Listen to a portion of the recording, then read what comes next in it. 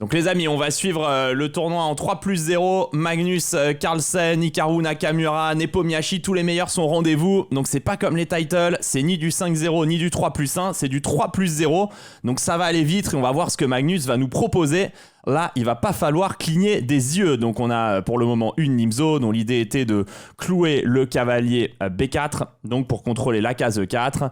Et par la suite, après A3, donc les noirs sont venus prendre en C3 pour doubler les pions ici, comme vous le voyez. Donc il va y avoir tout un débat dans le milieu de jeu pour savoir si les blancs vont pouvoir profiter de leur paire de fous ou si les noirs vont réussir à bloquer le jeu et notamment peut-être toucher ce pion C4, bloquer les pions sur case noire, enfermer le fou en C1 et prendre l'avantage. Donc là, E5, c'est un coup, ma foi, somme toute logique. On met les pions sur case noire au centre, ici, côté Carlsen. Pourquoi ? Parce qu'on s'est séparé du fou de case noire avec fou prend C3 et on va vouloir jouer ici avec le fou C8, le fou de case noire. Donc tour B1, d'accord, le fou de case blanche, pardon, vient toucher le pion B7, tour E8, donc soutient le pion et peut-être que les noirs veulent pousser E4, pourquoi ? Pour bloquer le pion en E3 et par là même bloquer toute sortie du fou C1. Donc ici B6, cavalier G3, bon c'est un coup de développement, B6 ça vient renforcer le pion, il y a eu D5 et E4 intermédiaire. Et donc regardez, là ce que veut faire Magnus Carlsen, c'est dire au fou de case noire, t'as le pion en C3 qui finalement est même un défaut pour toi, puisqu'il t'empêche de rayonner sur la grande diagonale. Donc ça, c'est mauvais. Et si je réussis à te bloquer le pion, eh ben, c'est tout bénef. Et en plus de cela, comme il y a eu un échange en C6 et D3, alors oui, les blancs ont réussi à pousser E4, mais comme vous l'avez remarqué, pour ce faire, il a donné sa paire de fous avec les blancs. Et donc maintenant les noirs vont jouer sur un autre avantage, c'est celui du pion C4 qui est hyper faible. Dame D8, tour à D8 et ça y est, c'est déjà gagné pour Magnus Carlsen. Regardez, la dame n'a plus de case, s'il allait en C7, il y avait tour D7, il va en E5 et maintenant tout simplement fou prend C4 qui va faire une découverte sur la dame, merci monsieur, et fou prend F1, ça va être mangé. Alors il se paye même le luxe de commencer par H6, parce qu'il y avait peut-être un contre avec cavalier F5, attention quand même, bien joué de la part de Magnus et tour D1. Alors il laisse fou prend H6, mais j'imagine qu'il a une idée derrière la tête. Alors moi je ne l'ai pas encore vu, mais il doit vouloir juste tour prend F1, cavalier prend F1 et un coup neutre comme tour E6, tout défendre. Il veut surtout renvoyer le cavalier à la maison. Veut le renvoyer vers son écurie en F1 et maintenant il va devoir trouver la bonne solution pour éviter les attaques de mat. Alors peut-être qu'il peut même prendre et tour E6, peut-être une option. Tour E6 direct en est une autre pour menacer de prendre. Regardez le pion qui fait un double emploi, donc il prend. Et dame prend A3. Et oui, il est même pas obligé parce que dame H6, il a dame C3, dame G5 et dame G7 pour faire revenir la dame en défense et tout garder. C'est très bien joué de la part de Carlsen qui maintenant va peut-être jouer un coup comme dame C1 potentiellement, tour E6. D'accord, dame D8, roi G7 ou roi H7, roi G7, cavalier G3. Oh, il y a quand même un petit danger. Regardez, cavalier dame, c'est toujours dangereux. Mais il y a une règle, ça c'est une règle qu'on m'a apprise, que Vlad m'a apprise, c'est qu'un cavalier en F5 est souvent bien contrôlé par une tour E6. Elle contrôle quelques cases vraiment primordiales cette tour par rapport au cavalier et Magnus qui met maintenant la dame en F6 et regardez, il réussit je crois à défendre toutes les cases importantes avec sa dame par rapport à ce cavalier. Il va coller sa tour plus tard en C6 en cas de besoin et pousser le pion C. C'est pour ça que Carnivoras remet le cavalier en E3 pour repartir vers la case D5. Ça a l'air assez intéressant. Tour E7 intermédiaire pour pouvoir libérer la dame qui était bloquée à son rôle défensif du pion F7. Dame A3 maintenant menace toujours cavalier D5. C'est très bien joué. De sa part, qui a D5 qui attaquerait la dame, attaquerait la tour et contrôle C3, tour D7, cavalier D5 quand même, et peut-être Magnus veut dame D4, tour prend D5 et changer peut-être la nature, je suis pas sûr de la position. Il y a quelques idées avec des tactiques avec dame H4, dame D4, dame... c'est difficile à dire oralement, mais il y a peut-être un dame D4 échec ici, qui est très pénible parce que si le roi va sur la colonne H, il y a dame prend H4 et s'il va en F1, on va pouvoir prendre en D5 et le roi est assez mal placé ici, il va se reprendre des échecs. Là je pense qu'il va juste jouer B5, Magnus, commencer à pousser ses pions, exactement, il y a 1 minute d'avance aussi, rappelez-vous que c'est du +0 et là ça va pas être très compliqué à gagner à mon avis. non seulement la position est gagnante, et en plus le temps est totalement en faveur de Carlsen. Il n'y a pas vraiment de risque de prendre un échec perpétuel parce que la dame noire est bien placée. Il va falloir mettre la marche avant. Alors là, un petit coup de dame E5 dame E5. Attention de ne pas se faire passer par la dame C5, j'aime beaucoup, ouais. La dame qui contrôle, et là on peut pousser. Un petit échec, mais le roi va pouvoir se cacher en G7 potentiellement. Ouais, dame C2, maintenant il va pouvoir jouer B4. Vous voyez, hein, l'idée c'est d'avancer petit à petit vers la fin de l'échiquier. Là, il va sûrement jouer dame C4 maintenant pour menacer H4 et menacer de jouer B3. Et là, ça va faire échec, échec, échec. Regardez, le triangle d'or. Échec, échec en E1 et échec en E5 qui force l'échange des dames et pousse son adversaire à l'abandon. En tout cas, c'était une très jolie partie et j'espère que vous aimez hein, le dynamisme de ce 3+0. Ça va enchaîner et ça va être très agréable à suivre. Donc ça fait 2 sur 2 pour Magnus Carlsen pour le moment. Le classement, il est difficile à voir pour le moment. Il y a trop de monde encore qui marque des points. Donc on en reparlera un petit peu plus tard. La conversion était très intéressante et jolie. Magnus Carlsen, ronde 3 déjà contre Sanan Djougirov. Djougirov qui est un joueur qui a dépassé allègrement les 2700 feeds. Il y a déjà un moment de ça, mais qui est reconnu comme un excellent blitzer. Sanan, Magnus qui envoie E4, E6, une française. Alors, qu'est-ce que va nous sortir Magnus? D4, il peut jouer évidemment énormément de coups ici. Qui a C3, qui a D2, qui a la variante que joue aussi. C5 qui est bien réputé pour essayer de créer un pion isolé, notamment dans certaines lignes après ED, ED. Mais Magnus qui va transposer dans la ligne avec cavalier D2 et E5, C3 finalement. Donc c'est un genre de cavalier D2, cavalier F6 et E5. C'est une transposition de coups. Le fou qui vient en E2, ça je crois que c'est moins classique. Souvent il vient vers la case D3, mais il joue pour cavalier B3 maintenant. D'accord, donc l'idée c'est de protéger le pion D4 et de s'en prendre au pion C5. Évidemment ici un coup comme C4 serait une grosse erreur pour les noirs puisque le cavalier pourrait revenir en D2 et le pion en C4 ne mettrait plus la pression sur le centre. C'est pour ça qu'il joue A5 pour jouer A4 plutôt pour garder sa pression, et Magnus qui prend en C5. Alors j'ai l'impression qu'il connaît parce que je vois que c'est le coup principal. Ça me paraît pas évident de base que cavalier C5, pion prend C5, pion fou prend C5, petit roc est à l'avantage des blancs, mais je commence à comprendre pourquoi. Le truc c'est que regardez, les noirs ont beaucoup de mal à développer le fou C8 et finalement ce qu'il est en train de faire à l'aile dame, ça fait pas grand chose. En fait regardez, toutes ces 3 pièces là elles sont prises. Le fou et la dame, oui d'accord, ça tape F2 mais c'est défendu. Le cavalier C6 il a aucun rebond. D4 ça ouvre la position mais c'est pas vraiment une idée, et Magnus va pouvoir continuer son développement. Tour B1, là il veut préparer peut-être un B4, jouer fou F4 au bon moment, et finalement ce fou D7 reste bloqué. Voilà, B4 qui part, prise, il menace maintenant peut-être B4, B5, B6 même dans certains mondes, et les noirs sont un petit peu enfermés, hein. Regardez, fou E7 il revient, et ce fou D7 n'arrive absolument pas à jouer. Donc tour E1, on renforce le pion E5 qui est une des grandes forces de la position. Il se garde à mon avis la flexibilité du fou qui, si le cavalier C6 venait à bouger, pourrait peut-être aller vers D2 pour renforcer le pion C3. Le pion B3 est protégé et finalement on aurait peut-être les mains libres par la suite pour aller mener une attaque sur ce roi. Il veut pas jouer petit roc.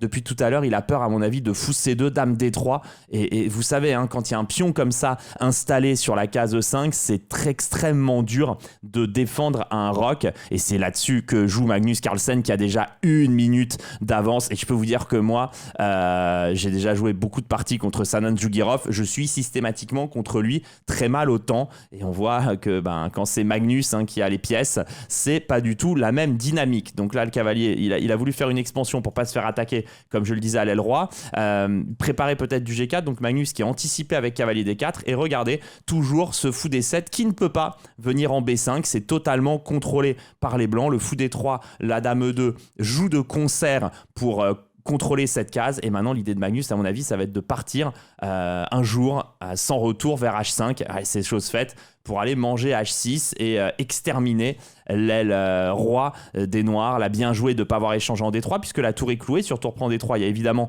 tour prend B6, et sur tour prend B1 on peut rejouer tour prend B1 et la dame viendra en H7 pour défendre le fou D3, seule pièce non protégée, et attaquer la tour. Alors là, comme il y a eu dame B4, il s'est permis fou prend H7 et dame G7. Bon, voilà, il y a tout qui tombe. Hein. Là, il y a peut-être le pion G5 aussi qui peut tomber. Regardez ce fou D7 qui ne joue pas depuis tout à l'heure. Peut-être tour prend B3 aussi est une option. Là, il y a multiples options pour Magnus. Bon, il prend G5. C'est pas assez logique parce que la ligne, c'est prise. Et il y avait B7 qui tombait à la fin. C'est pour ça qu'il a joué fou C6 pour anticiper. Et donc Magnus, là, a l'embarras du choix, mais un simple coup comme dame F4 pour protéger D4. Et maintenant, le plan est simple. Hein. Envoyer la mobilette H qui va dévaler le long de l'échiquier. Une prise, on reprend. Merci. Dame C3 menace rien. Le pion qui continue à avancer. Il n'y a pas de tour H8. On a dame F6 échec au chaud. On n'a toujours pas de tour H8. On aura dame prend F7. Et regardez le pion qui ne fait qu'avancer. Il est inarrêtable. Magnus Carlsen qui a encore 1 minute 44. Zhugirov 25 secondes. C'est un récital. Fou G8. Magnifique. Tour prend G8. Dame F7. Dame G8. Et maintenant, une attaque sur la tour. C'est bien joué. Mais qui se cache. Alors qui se cache même pas. En fait, qui veut venir en A7. Et Zhugirov qui abandonne. En vérité, H7, H8 était imparable. Et vous avez vu, hein, c'est vraiment une partie modèle. Une nouvelle fois. Avec ce pion H qui filait à dame Magnus qui l'emporte avec une facilité déconcertante parce que je peux vous dire que Zanan Zhugirov, c'est du solide. Et on est à la ronde 4 et je vous ai dit, il y a peu de joueurs dans ces First Thursday. Il y avait 185 joueurs inscrits, mais il y a tous les meilleurs. Et donc, ronde 4, on se retrouve face à Bogdan Deak. Magnus Carlsen avec les noirs D4, cavalier F6, C4. Alors, est-ce qu'il va nous proposer de nouveau un E6 ? Est-ce qu'il va nous proposer un B6 comme il le fait parfois? E6 c'est fou B4, donc de nouveau la Nimzo, on touche le cavalier C3, on contrôle la case E4 et on va jouer pour D5, C5. Alors C5 d'abord, tout à l'heure je crois qu'on avait eu A3, fou prend C3, B prend C3, là cavalier GE2, donc l'idée c'est que maintenant sur A3 quand on prend, il veut reprendre du cavalier. Alors sur A3 est-ce qu'on prend quand même ou est-ce qu'on recule? Je crois qu'on doit quand même prendre et peut-être jouer sur le pion D4. Donc dame C2, la dame qui vient toucher un petit peu avec le fou, le pion H7, donc il s'est avancé, ça libère le cavalier de sa tâche défensive. Tour D1 se met en face de la dame D8 de Magnus Carlsen. Magnus qui va probablement déplacer sa dame ici. Alors elle va en E7, d'accord, A3, fou A5, d'accord, maintenant on conserve le fou, pion prend, c'est normal, c'est standard. B4 n'est pas jouable, évidemment, la case est hyper bien contrôlée par les noirs et on va vouloir peut-être revenir avec fou C7, B6 et fou B7. Ça peut-être être un plan, à moins que le plan soit plus simplement fou D7, tour FD8 et le fou qui peut revenir parfois en E8 dans ces positions. Ça y est, Magnus Carlsen a pris l'avantage au temps. On sait qu'il aime élargir le combat et c'est pas simple pour les blancs. Il joue B3, d'accord, on veut mettre le fou en B2 et jouer sur cette grande diagonale. C'est un plan tout à fait logique. Cavalier E5. Le fou D3 n'a plus de case. Et oui. Donc on va gagner la paire de fous ici, côté Carlsen. On va coller à mon avis une petite tour en D8 pour gagner un temps sur la dame, qui est temporairement en tout cas mal placée sur la colonne ouverte. Et maintenant probablement fou D7, fou C6. Et regardez, c'est cette petite musique qui se joue avec les pièces qui s'échangent toujours très bien pour Magnus. Le cavalier C6 qui allait s'échanger contre le fou D3, ça libère la case C6 pour le fou qui va être installé, j'ai envie de dire vissé, ancré sur cette case C6 et qui va pouvoir rayonner de mille feux le long de la diagonale. Et là, alors attention, menace mat et dame G5. Et voilà, regardez ce qui est en train de se passer. Magnus qui a en plus amélioré son pion puisque maintenant il contrôle 2 cases. Ce pion H qui est devenu un pion G. Alors oui, il est doublé mais il contrôle des cases et on a le bon rapport matériel. Mais c'est loin d'être gagné. Les blancs pour le moment n'ont pas une position perdante. F6, d'accord.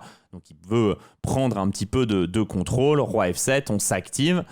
Position est avantageuse pour les noirs, plus facile à jouer, mais probablement avec un jeu parfait, ça peut tenir. Sur fou C7, le pion viendrait probablement en H3, je pense, pour tout défendre. Oh, Magnus qui joue G4. Alors ça, c'est un coup auquel j'aurais pas pensé parce que dans mon livre, FG est très fort. Simplement, ce que je n'ai pas vu et que je comprends maintenant que je n'aurais pas compris, c'est qu'il veut fou E4 et fou C2.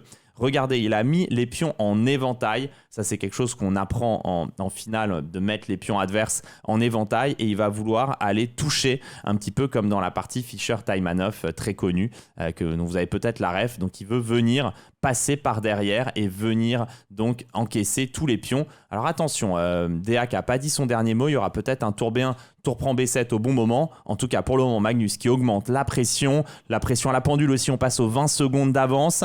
Et là, fou C2, peut-être que ça gagne pas encore. Tour D8 et B4. Juste à temps pour jouer B4, Bogdan. Alors les pions sont faibles, c'est moche, mais il y a un pion de plus pour le moment. Et Bogdan s'accroche aux branches. Oh, A5, c'est un joli coup. Il fixe totalement le pion A4. Donc pour tenter bien plus tard dans la partie de le manger. Et s'il gagne ce pion A4, Magnus Carlsen, il pourra filer à dame avec le pion A5. Mais pour le moment, le pion A4 est protégé par la tour. Il joue E5 pour, à mon avis, interdire cavalier D4 et vraiment fixer son adversaire. La position est mieux pour les noirs. Mais c'est pas fini, bien loin de là. Après, c'est dur à jouer, hein. Cavalier G3, d'accord, on va essayer de s'activer peut-être vers F5, mais en F5, il n'y aura pas de rebond. Peut-être Magnus va juste jouer roi E6, il joue B6, et oui, il veut pouvoir jouer fou B3 sans qu'il y ait tour B1, et faire fou prend C4. Et de toute façon, cavalier F5 ne mène à rien. Donc le cavalier qui vient en F1, en fait, c'est juste que l'ordinateur tenait peut-être, mais le placement des pièces est tellement horrible pour les blancs qu'il n'arrive pas. Hein. Tour D3, évidemment, il rentre. Le cavalier en F1 est mal placé. E4 maintenant. Alors ça va encore donner des plus d'idées et de ressorts dans la position parce qu'il va vouloir jouer fou E5 pour aller toucher la tour, aller finalement gagner ce pion A4 et filer à dame. Alors c'est pas les coups les plus précis. Je crois que l'ordinateur jouait fou D6, fou C5 qui était plus clean. Mais bon, E4 c'est un coup qui met énormément de pression et on voit que la position des blancs est dure. Alors il vient de trouver une idée vraiment originale pour essayer d'échanger. Mais bon, vous voyez que le pion A est en train de filer à dame. Magnus qui a mis toute son idée en place. Et évidemment, la cadence aussi joue. Hein. Il préfère garder son avantage autant que d'être clean. Tour D7, il va peut-être tenter un fou A5, mais ça ne devait pas marcher à cause de fou G3 échec et tour prend B7, qui était la menace de Carlsen. Et là, il va falloir trouver comment avancer. Alors à A3, pour le moment, il y a tour prend B3, mais peut-être juste reculer le fou. Alors en C4, il y aurait tour B4, mais en E6 pour jouer A3, A2. Donc il va juste vouloir faire avancer. Oh, fou B4, il stoppe encore. Fou E5, tour A5. C'est très bien joué de la part de Deac. Tour B7. Bon, ça n'a pas été des plus clean pour Carlsen, un petit peu en manque de temps. Fou D7 protège. Fou C3. Pourquoi ça perd pas tout de suite? Il y a encore tour D5, fou E6. Tour D6 et il défend très bien le joueur roumain. Tour D7 maintenant et Magnus qui va devoir partir pour le flag ici. Malheureusement, c'est pas le style de la maison, mais il doit le faire. Pas trop le choix. On aurait préféré une victoire clean, mais bon, il avait accumulé un tel avantage à la pendule. Fou prend C5, fou D3, fou prend E4 et évidemment là tout gagne.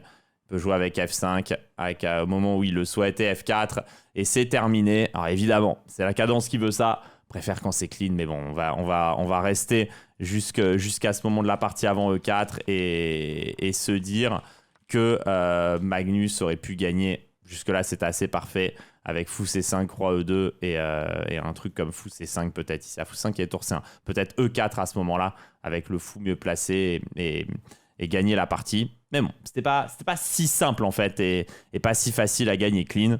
Bon, c'est une victoire quand même. Et Magnus donc qui passe à 4/4 et vous allez voir au classement que c'est très serré. Bon, on passe directement à la partie suivante avec plus que 7 joueurs à 4/4 et c'est un duel norvégien entre Twitch Elam Blitz et Magnus Carlsen, excellent blitzer Elam, jeune joueur norvégien. Maintenant peut-être il est arrivé à 18, mais vous voyez 3200 Elo. Et donc on a une système de Londres type Jobava avec ce cavalier C3. Donc ça échange en E2. Pas de dame B5 échec ici grâce à A6. et G4. Alors ouais, c'est des manières de jouer très modernes. Je vous conseille pas de répéter ça chez vous, mais on va vouloir jouer avec un G5 rapide. Alors là, l'idée de H6, c'est que sur H4, on menacera pas G5, HG, HG parce que la tour est en H1. Donc ça va permettre d'avoir un coup de répit. Grand roc pour protéger le pion D4 et Dame F3 avec une double idée. Ça protège le fou F4, ça pourrait être utile dans certaines lignes et ça protège la tour H1, ce qui va permettre de menacer H5, pion prend. Et sur tour prend H1, on pourra évidemment jouer Dame prend H1 en fin de variante. C'est donc l'idée de ce coup et je pense que Magnus sait ce qu'il fait. Ici encore, vous voyez, son éventail dans le jeu est très large et il a un bel avantage à la pendule, la cavalier E2, donc ça permettait aussi de donner cette case pour le cavalier qui va pouvoir remanger en F4 et Magnus Carlsen qui pourra jouer par la suite G5 suivi de G6 et il a déjà 30 secondes d'avance et là encore, Elam c'est un joueur qui joue généralement très vite mais il est pris à la gorge par Carlsen qui fait mal et qui a des menaces vraiment...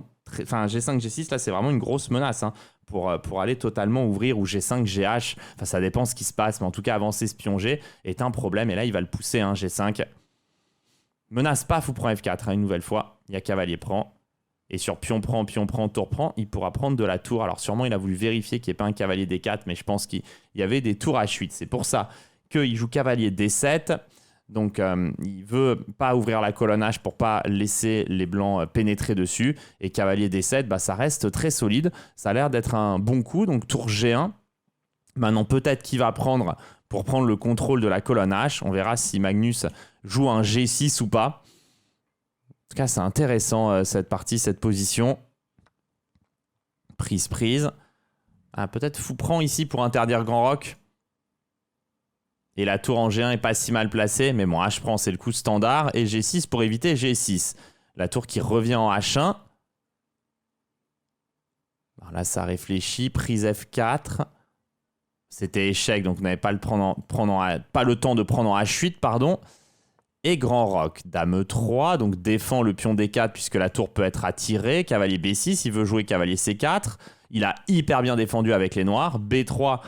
coupe les oreilles du cavalier. Roi B8 améliore son roi et prépare peut-être aussi l'arrivée de la tour en C8 qui pourrait mettre la pression sur cette colonne C. Roi B1, tour C8 joué, tour H8 maintenant il le dévie. Et ma foi, le cavalier va arriver en B4. Cavalier E2. La position est loin d'être simple, loin d'être facile. Cavalier C8, il veut revenir en D6, F5.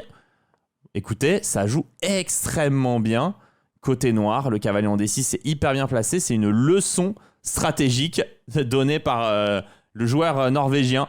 Ça, c'est assez incroyable. Là, c'est vraiment Magnus Carlsen qui subit stratégiquement dans cette partie. Il a joué une super ouverture, Magnus. Son adversaire a parfaitement répondu. Et regardez, la position est vraiment pas simple pour les blancs. Ce cavalier en E4 est hyper fort. La tour noire contrôle la colonne H. L'autre cavalier est en train d'arriver vers la case F5. Alors Magnus peut peut-être avoir le temps de jouer un F3, mais attention quand même, ça va encore affaiblir cette deuxième rangée. Il joue cavalier E5, cavalier F5. Ouais, d'accord, ça tournicote fort. Dame F4. Pour le moment, il défend tout, mais c'est compliqué. Menace pas cavalier G6, il y aurait juste pion prend, la dame est protégée. Et là, il y a cavalier G6 peut-être par contre. Quelle horreur, roi A8. Alors F3 d'abord. Et tour H4. Parce qu'il voulait cavalier D7, échec. Pardon, j'avais pas vu. Et cavalier G6, c'était possible.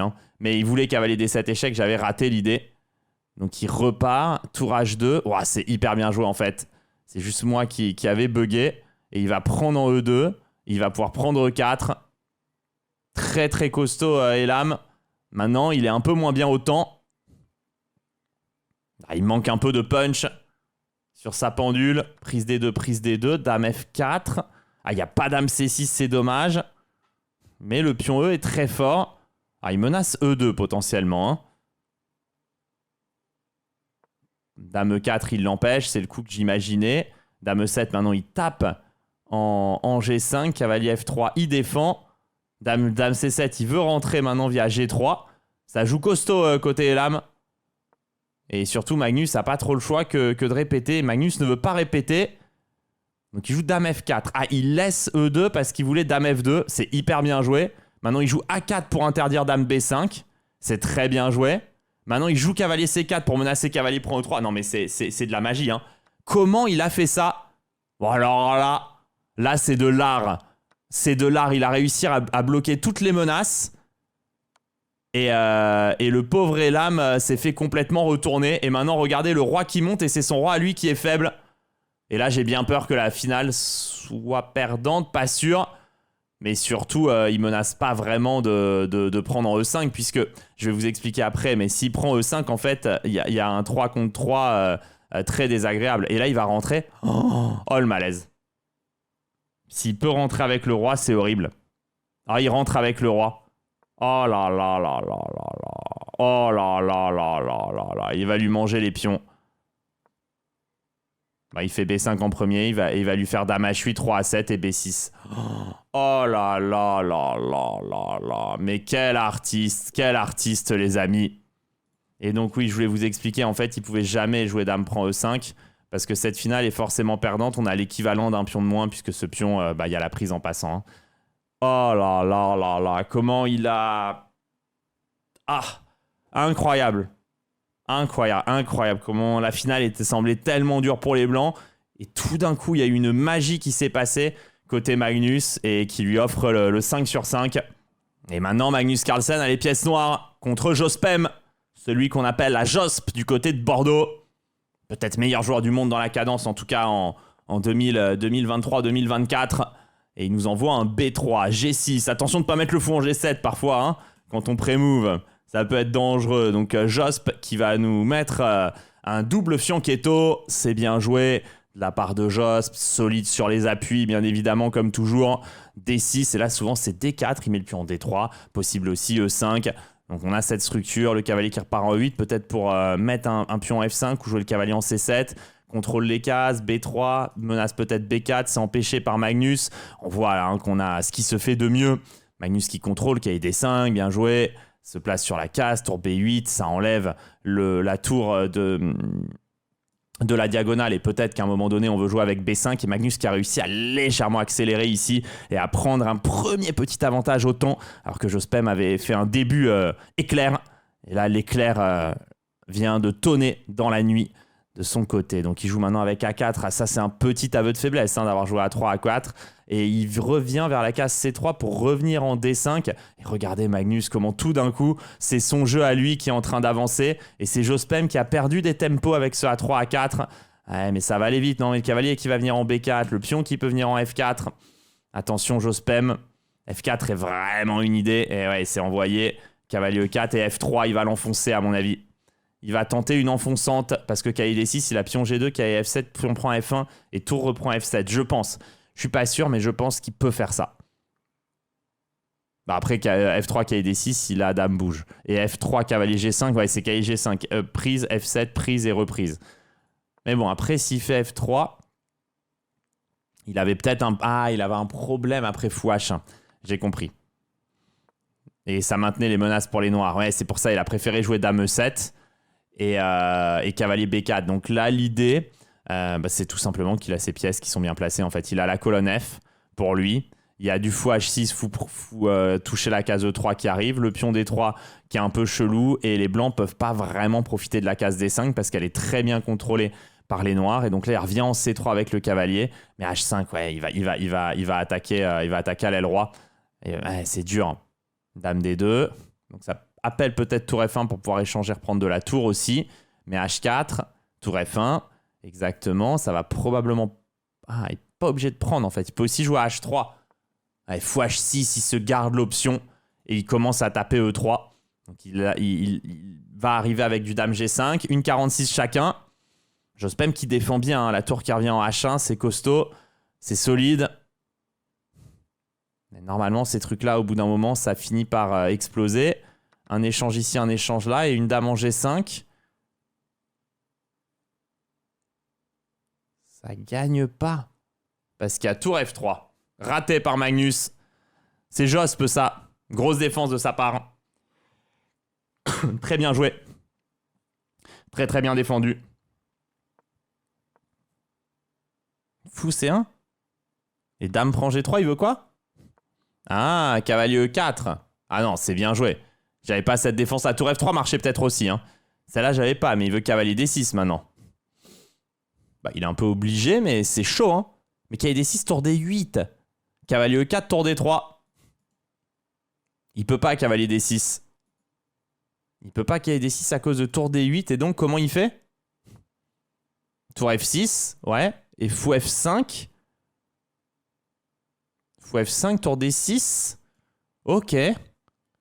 Intéressant, en fait. Il récupère quand même le pion.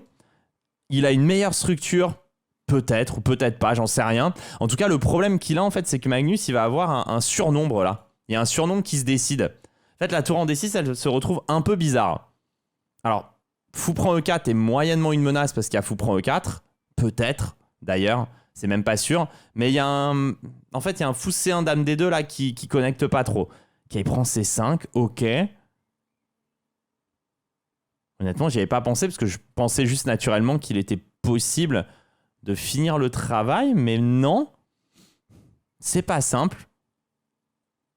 Je vois pas comment gagner ici avec, avec les noirs. Et Magnus qui bloque. Ah, c'est incroyable. C'est sûr que c'est gagnant, mais il faut trouver le coup. Magnus qui trouve pas, qui revient avec dame E7, qui prend, et roi H7. Il a pas trouvé Magnus. Ah, il a absolument pas trouvé. Jospem qui part avec le pion C, dame H4 retour. Bah, c'est fou parce qu'il y a tellement de pièces autour de ce roi qu'on a l'impression que ça va gagner. Mais il n'y a pas le punch final et il n'y a plus que 33 secondes maintenant pour Magnus. 35 pour Jospem. C'est chaud, même 33 maintenant. Ça y est, Jospem qui repasse derrière. En fait, je pense C6, ouais. Mais qui a D3, tour D7. Ouh, c'est bien joué ça. Faut prendre D7 CD. Et maintenant, il va pouvoir essayer de rejouer pour faire une dame. Ah, c'est très tendu. Il se passe quoi sur cavalier C3, cavalier C1? Cavalier C1 paraît fort, mais il veut peut-être D8 et là Magnus a plus de temps. Il fait E4. J'ai l'impression que ça va le faire pour Josp ici. Faut prendre E4, dame G5, fou G2. Et là il peut jouer, il aurait pu jouer cavalier C1, mais il s'est dit qu'il avait pas assez de temps. Et Josp qui va peut-être s'imposer. Il n'y a plus beaucoup de temps pour Magnus. Et ça défend de partout ici. Fou F3, dame H2, roi H1, il n'y a plus de... Ah, il n'y a plus d'ouverture. Incroyable, Jospem qui va s'imposer. Surtout, il n'y a plus de temps pour Magnus. Il n'y a absolument plus de temps. Ah, ça a été solide. Et il va juste tomber, Carlsen. Eh ben... Je vous ai pas menti. Alors le coup qui gagnait tout à l'heure, il y avait un... D'après l'ordi, ici quand Magnus a beaucoup réfléchi et qu'il était gagnant, en fait il y avait un cavalier A2 qui était hyper fort, qui touchait le fou C1 et qui déviait la dame et qui permettait de gagner le pion E3 en force en fait. Mais incroyable. Quelle défense de Jospem. Magnus qui a voulu gagner clean et qui s'est fait retourner. Alors le tour est loin d'être fini, hein, il y a 11 parties. Mais Jospem... a été extrêmement costaud. Allez, on est reparti après la pause. Magnus qui a peut-être récupéré de sa défaite. Il joue contre Wonder full time avec les noirs. Ça peut être un système de Londres ici. Il en joue beaucoup, Minley. D4, cavalier F6, cavalier F3. Alors, est-ce que le pion va venir en D5? S'il vient en D5, le fou va venir en F4. Il le sait. Et il met le pion en B6, ce qui va permettre d'avoir plus de souplesse contre le Londres. Bon, il va pas lui jouer un Londres, du coup c'est une ouest indienne. A6 pour empêcher l'avenue du fou en B4. Magnus qui pousse le pion en D5, fou G5 et fou E7. Et quelque part on peut être content avec les noirs de ce coup A3 en fait, de la manière dont c'est joué. Le coup peut être rendu un petit peu inutile. Alors après il sait ce qu'il fait, hein, mais ça m'étonne pas que l'avantage ne soit pas pour les blancs dans cette variante théorique. Ça peut pas.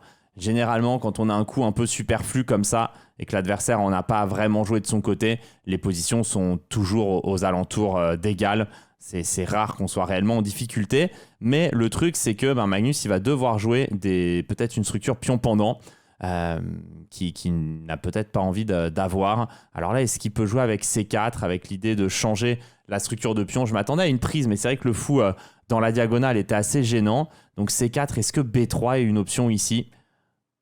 A6, pion prend, on n'a pas le temps de jouer dame prend C4, il y a fou prend F3, c'est ça le problème. C'est pour ça qu'il a réfléchi. Tour FD1, B3, A6, pion prend, on doit perdre un temps avec fou G2 et on aura le temps de jouer B5 avec les noirs pour renforcer la structure grâce à ce cavalier F3 non protégé. Et je vous avais dit, hein, ce fou H3, bien placé dans certains cas, mal placé dans d'autres. Et dame C2, B5 maintenant, et oui, comme la dame n'est plus là. Tiens, d'ailleurs, il y avait peut-être même une ligne avec B3, B5 direct aussi que j'avais pas vu, mais qui marchait peut-être aussi très bien. Pour les noirs, et oui, la B3, A3, A5, et le pion qui va arriver en B4 rapidement. Ça a l'air d'être difficile à jouer pour les blancs. B4 qui pousse, et on va pouvoir vouloir du cavalier B5, A4, on pourra repartir vers D6 et E4. Donc là, on va être très bien, prise.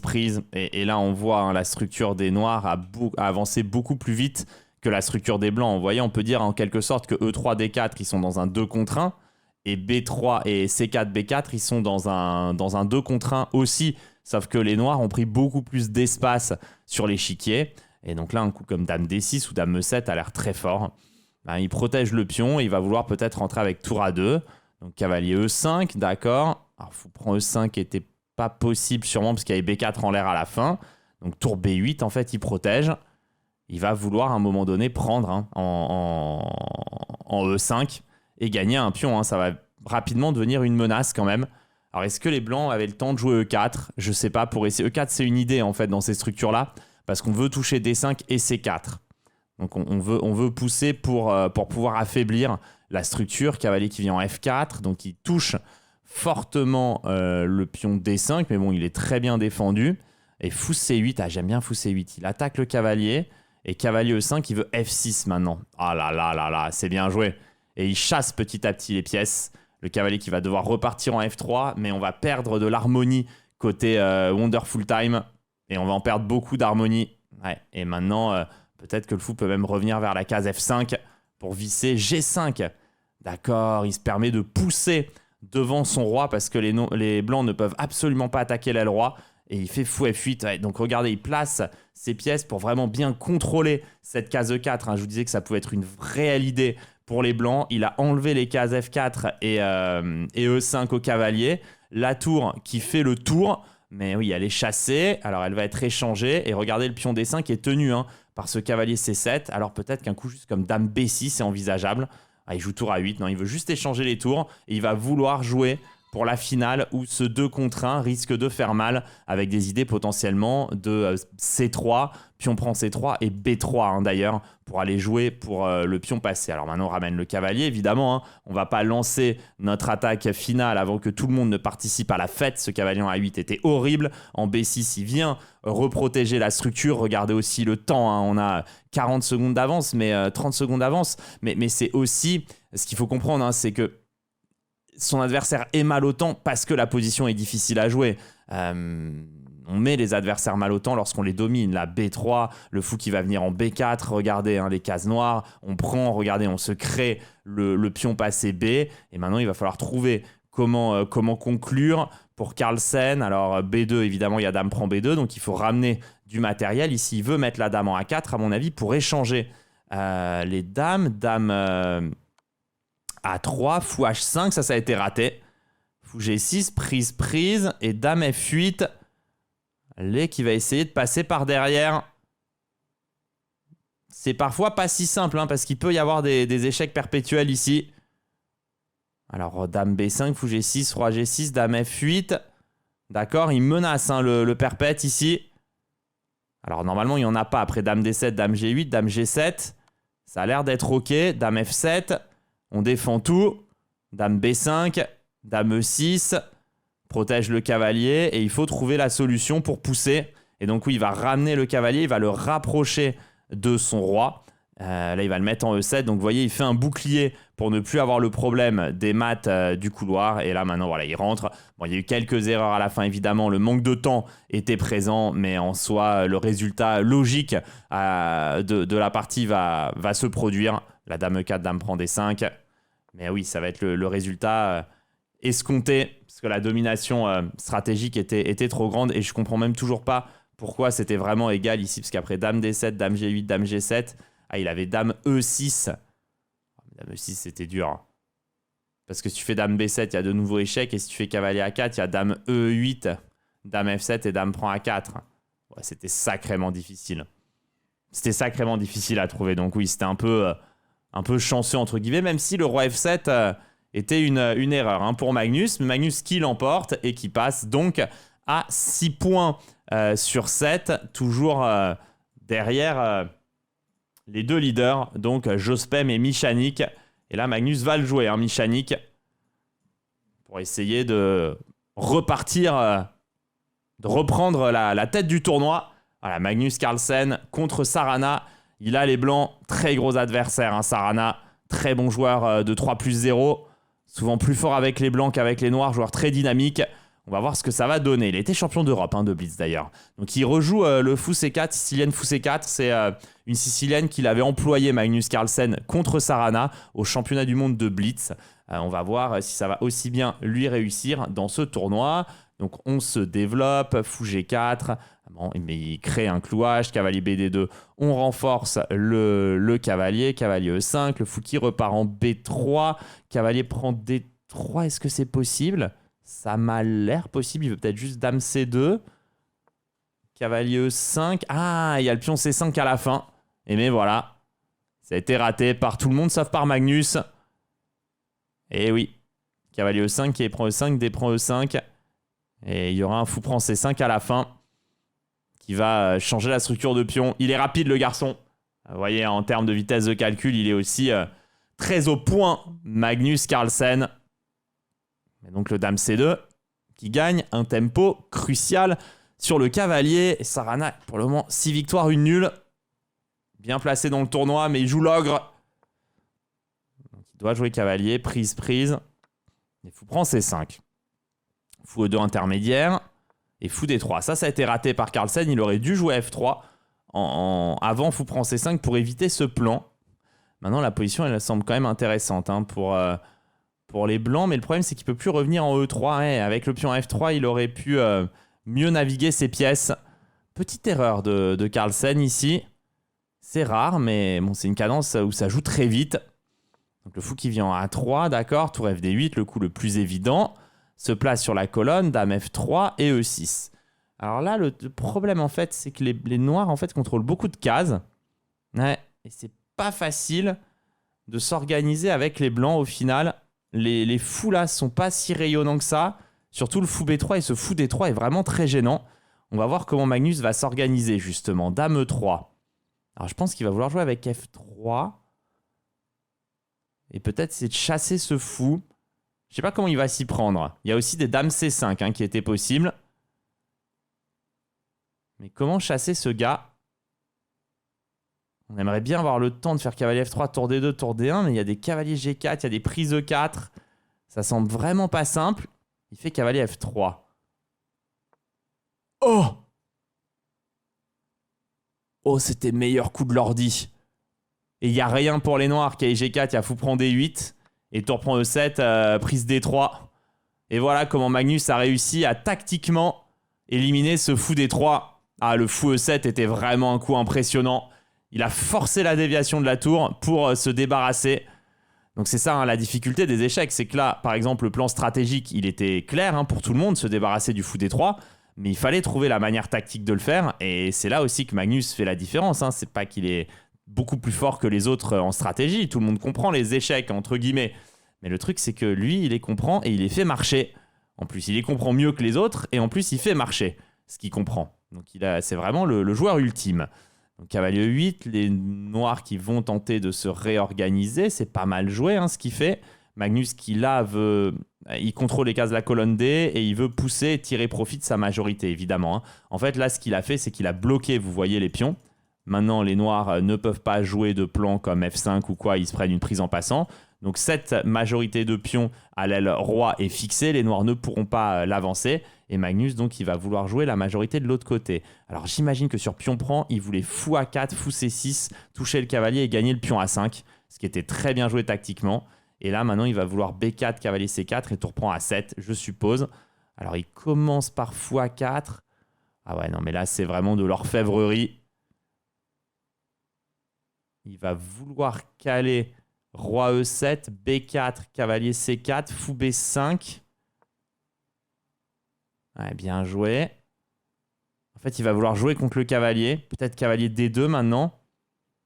Pour tenter B4, cavalier B7, tour prend A7. Ah, il va ramener le roi en D3. En fait, il a un pion de moins, mais sans vraiment avoir de pion de moins. Dans le sens où, de toute façon, le pion des noirs ne joue pas pour le moment. Mais il n'arrive pas à faire ce qu'il doit faire. Il n'a pas pion prend A5, il y a la découverte. Il n'a pas cavalier prend E5, évidemment, c'est protégé. Donc roi D3. Là, il peut menacer à un moment donné, un cavalier E5, fou E5, pion A5, mais pas tout de suite en tout cas. Et là, maintenant, il va pouvoir enlever sa tour. Le pion est protégé. Se sortir du clouage et aller manger le pion A7, cavalier C5, pion C5, tour A7, pion prend D6. Et c'est ciao. Mais la partie est encore très, très, très impressionnante. Stratégiquement, ça a été très bien mené. Et donc là, il retrouve, entre guillemets, la situation qu'il avait avec l'équivalent du pion de plus. Et maintenant, il va suffire d'échanger et d'avancer. Alors, il y aura encore le pion F2 en l'air. C'est pour ça qu'il réfléchit. Il va peut-être commencer par C4, mais bon, juste roi E2. Et C4, C5. C'est inexorable. Il ne peut rien y faire. Et il va l'enfermer. Regardez l'enfermement. Magnifique. Le pion D4 s'offrait à Magnus. Il allait le croquer. Et Magnus qui s'impose et qui passe à 7 points et qui harponne Sarana, qui était un demi-point devant et qui se retrouve un demi-point derrière, les amis. Peut-être que seul Jospem va pouvoir résister à la furia du champion du monde de Blitz. En tout cas, regardez le classement. La partie de Jospem est encore en cours. Mais là, Magnus, avec un bon départage en plus, qui continue de monter encore et toujours. Et Magnus qui joue contre Santoblou, en grande forme, Santoblou. Il était déjà là mardi dernier. Il est encore là parmi les leaders. Il nous fait des gros tournois. Et E4, C5, allez, une sicilienne, ça change un petit peu. D6, est-ce qu'on va avoir un fou B5 échec ou pas? Non, on pousse le pion en D4, on échange, on met un cavalier en C6. Et on va avoir une Rauser. Le fou qui vient en D7. Côté Carlsen, dame D2, H6, pose la question, fou prend. J'ai prend le pion H6, c'est pas très bien placé ici. Parfois on le pousse en H5 par la suite. Mais là on va avoir une partie amusante, on va se faire kiffer. Est-ce qu'il va pousser H5? Est-ce qu'il va, j'en sais rien moi, jouer A6 pour jouer pour B5? Est-ce qu'il va prendre en D4? C'est aussi parfois une option pour mettre la dame en A5 après. Ou le fou en G7, d'accord. Bon, ouais, position compliquée. Hein. Les blancs ont l'avantage d'espace, meilleure structure de pion, mais les noirs ont la paire de fous. Et un genre de position un petit peu ressort.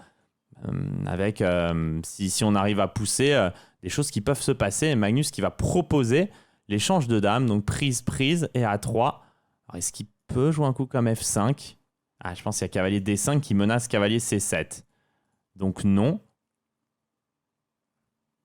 Je suis curieux de voir cette finale.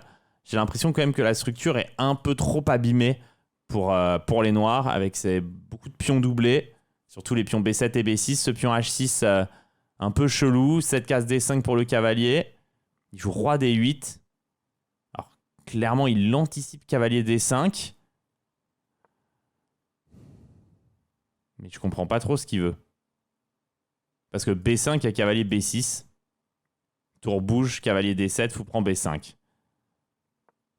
Donc tour A4. Marrant.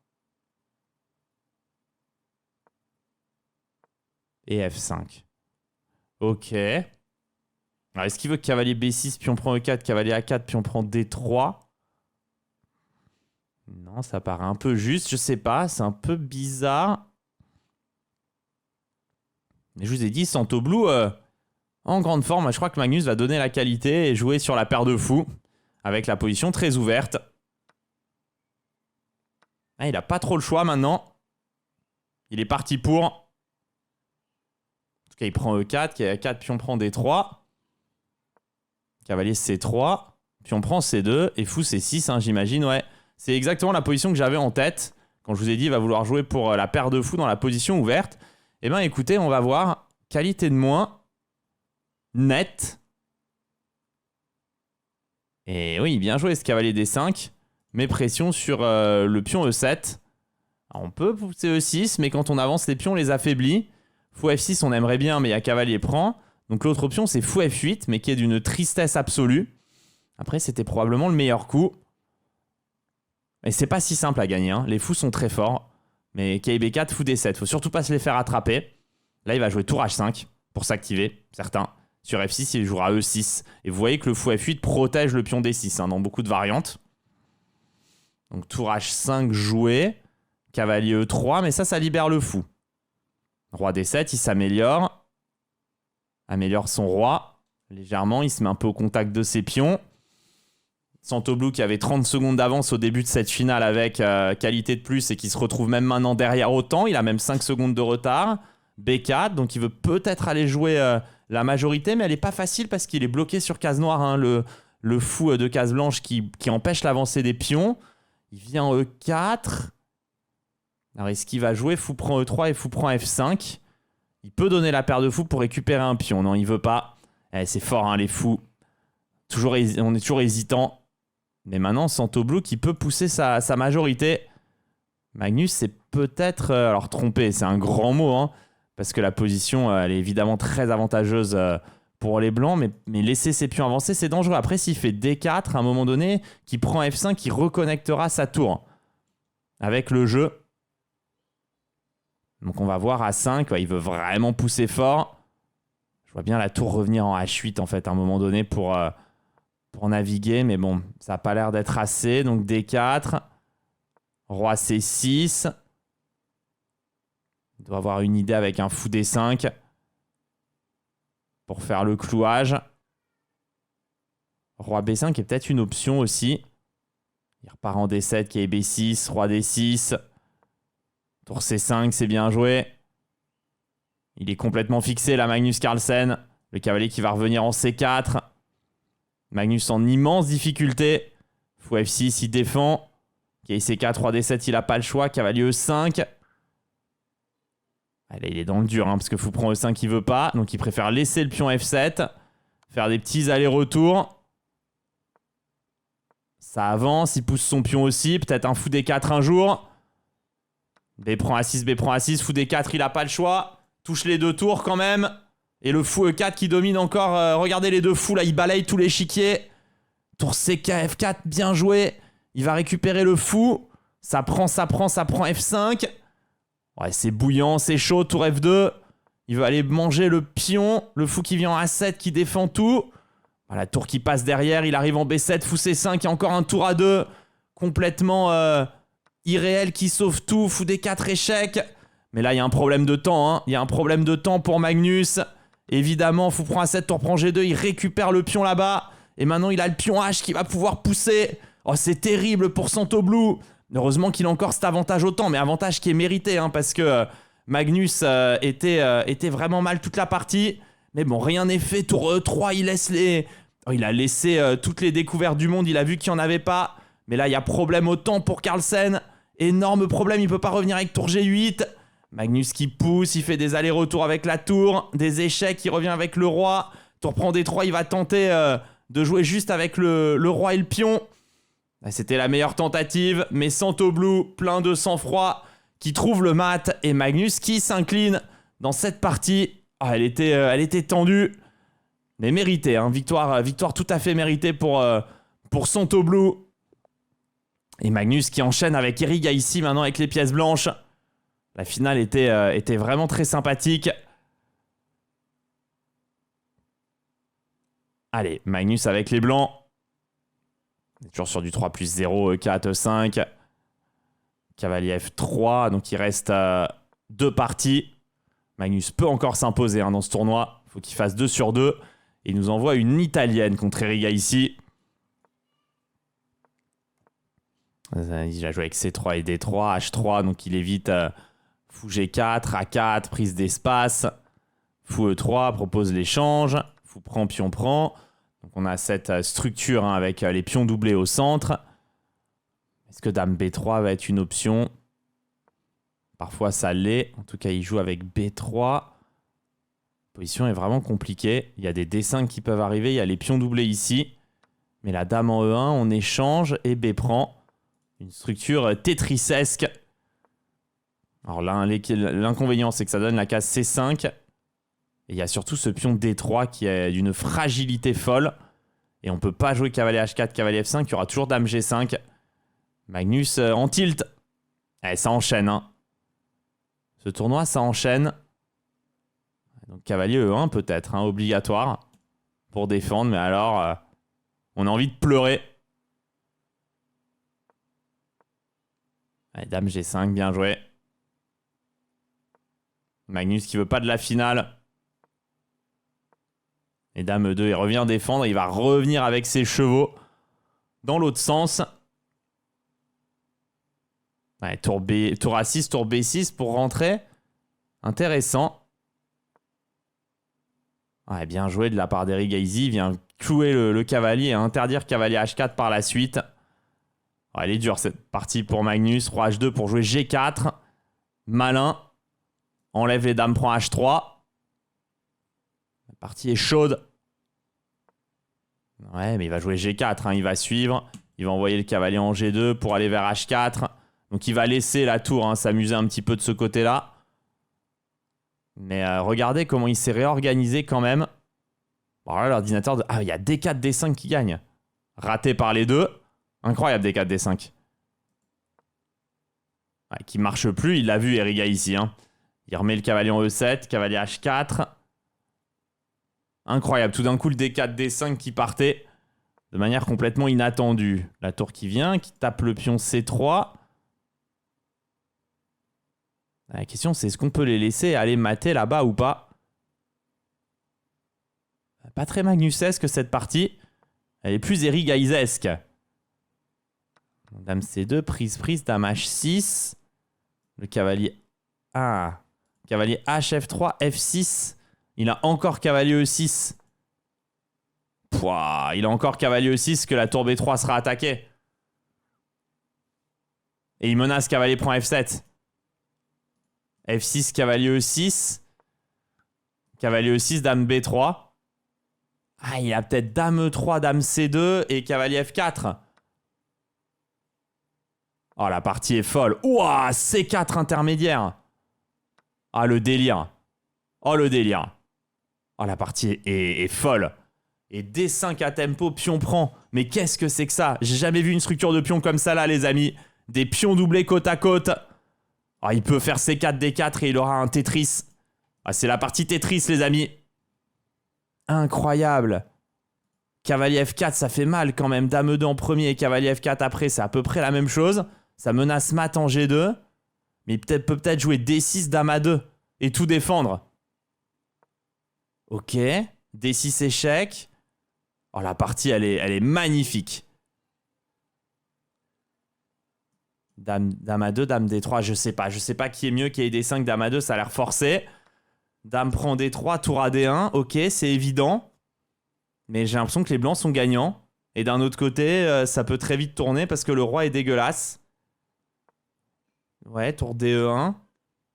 Ah, il menace là maintenant. Et cavalier G1. Pouah. Mais qui sont ces hommes? Quels sont leurs réseaux? Il menace dame prend D5. Ah, il n'y a pas tour F4, il y a cavalier prend maintenant. L'enfer. Il peut pas jouer D7, dame D7, tour F4, pion prend, tour E8 et dame D5. Bon, il devait y avoir un problème. Dame D2. Oh! C4 maintenant. Et il y avait un problème de clouage là-bas. Mais quel délire. Et il revient avec dame A2. D'accord, il menace C4, donc c'est empêché. Roi H7, tour D1. Et c'est tour de plus. T'en prends C4, le cavalier défend tout. Et Magnus va s'imposer. Et il y a tour H4, dame prend E6. Oh, il rate. Il n'y avait pas tour H4, dame prend E6. Je crois qu'il a raté. Mais bon, ça va gagner. Je sais pas, j'ai pas l'ordinateur, là, j'ai pas le temps. Ça va trop vite. Magnus qui a l'air de suer pour conclure. Ah, là, il va jouer cavalier E2, ouais. Prise E2, prise E2. Et dame H5, dame F5. Et c'en est fini du rêve d'Eriga ici. Mais c'est du délire cette partie. Et Magnus qui repasse à 8. Ah, c'est chaud. Regardez le classement. Hikaru qui a fait Hikaru qui a fait le sous-marin. Magnus qui a fait le tournoi par le haut. Peut l'emporter en gagnant la dernière partie ou pas? Pour Magnus, faudrait monter sur Hikaru. Est-ce que c'est lui qui va faire flotteur? Ou est-ce que c'est un autre joueur qui va flotter? Parce que lui, il a déjà joué Michanik et Jospem. Et ouais, donc il joue... c'est pas le bon appariement pour lui. Comme il y a les joueurs à rattraper. Mais bon, on va voir contre Pichotte. Après, c'est lui qui aura le meilleur des partages. Donc s'il gagne et que les autres sont nuls devant, c'est lui qui gagnera le tournoi. En tout cas, il a les blancs. Et il commence par C3. Alors à mon avis, c'est plutôt un misclick. Mais c'est pas grave parce que ces variantes-là avec C3, D5, D4, ça se joue. Et donc ça transpose dans un genre, ici finalement, on pourrait dire de Trompovski un peu raté, mais il gagne quand même la paire de fous. Je sais pas, les noirs n'ont pas été parfaits pour contrer. Et donc il joue H3. Bon, position en fait légèrement mieux pour les blancs. Pourquoi? Ben paire de fous. Mais bon, E5 c'est bien joué je pense. Parce que pion prend, cavalier prend. Et il s'active. Donc dame E2. Dame C7, grand roc.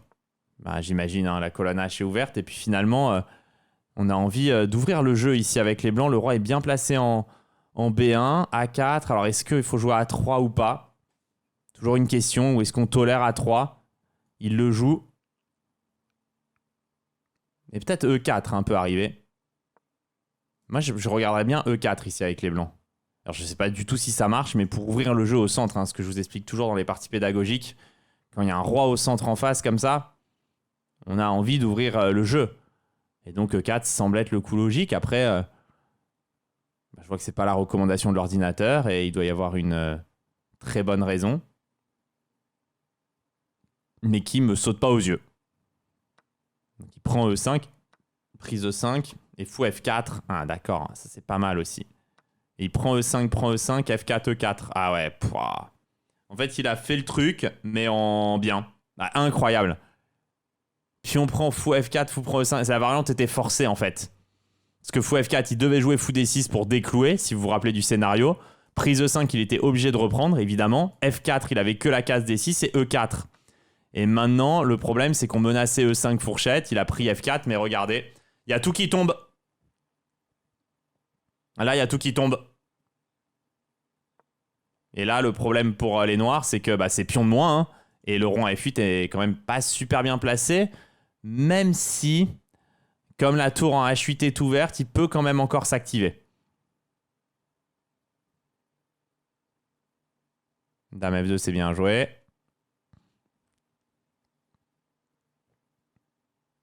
Il veut peut-être avoir un dame C5 hein, potentiellement. Ah, tour H5, c'est bien joué à ce moment-là parce que ça empêche et fou prend B5 et dame C5. En fait, il contrôle les deux cases importantes en un seul coup. Et sur G4, il doit pouvoir revenir vers D5, je pense. Ah, c'est bien joué, tour H5. Et du coup, peut-être dame F2 n'était pas très précis. Il fallait peut-être mieux aller en F3 pour protéger C6. Donc cavalier F3. Parce que là, il a vraiment fait d'une pierre deux coups. Très très bien joué. Fou E3. Dame C2 et tour E1. Tour E2, tour E1. Ouais, c'est bien.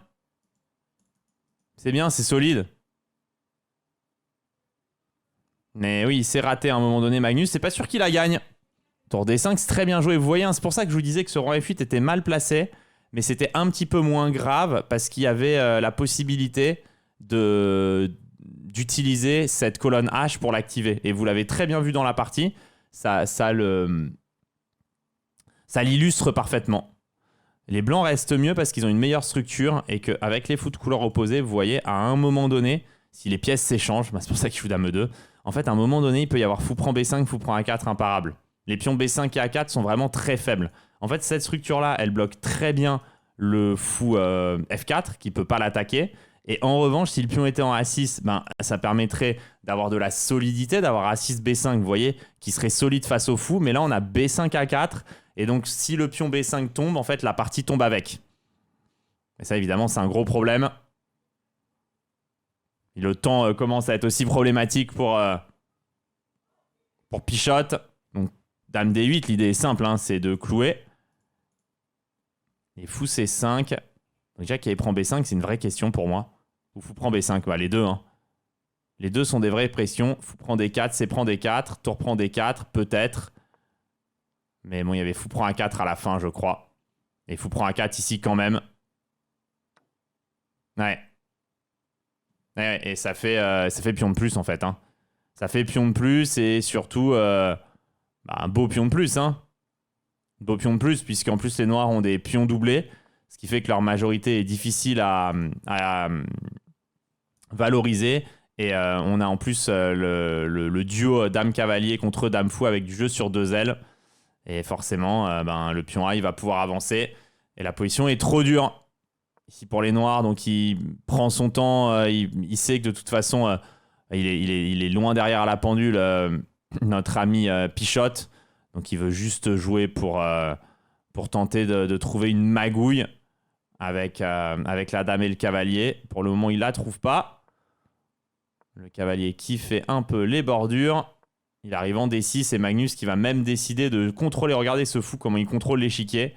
Il va décider d'aller jouer pour l'attaque de mat. Ouais, c'est terrible. Le fou en B3 qui est très bien placé. La dame qui va venir en F6. Et c'est un drame. Ah, la même dame F7 doit gagner. Bon, après H6, H7 pour pousser le pion et jouer dans la minorité, non, dans les pions à égalité, mais qui va gagner. Donc le pion qui arrive en H7, H8 dame était imparable. Donc Magnus qui gagne sa dernière partie, mais ça peut ne pas suffire pour remporter le tournoi. On va voir si Hikaru qui fait match nul. Hikaru qui ne réussit pas à battre Jospem. Et donc au classement, qu'est-ce que ça va nous donner? On a peut-être Michanik à 9,5. Et normalement, Magnus qui va tenir et qui finit même derrière Jospem au départage. Et Magnus qui nous fait la médaille de bronze. Et devant Hikaru Nakamura. Hikaru Nakamura qui termine à la 4e place. Lavik 5e, Deak 6e, Santo Blue 7e. Eric Gaisi 9e. On aura vu un très très beau tournoi. J'espère que vous avez passé un bon moment devant cette vidéo. Si c'est le cas, n'hésitez pas à mettre un petit pouce vers le haut pour le soutien, à vous abonner à la chaîne et laisser un petit mot en commentaire. À bientôt. Ciao ciao. C'est la Hesse. C'est la Hesse. That's right. That's right. C'est la Hesse. C'est la Hesse. That's right. That's right. C'est la Hesse. C'est la Hesse. C'est la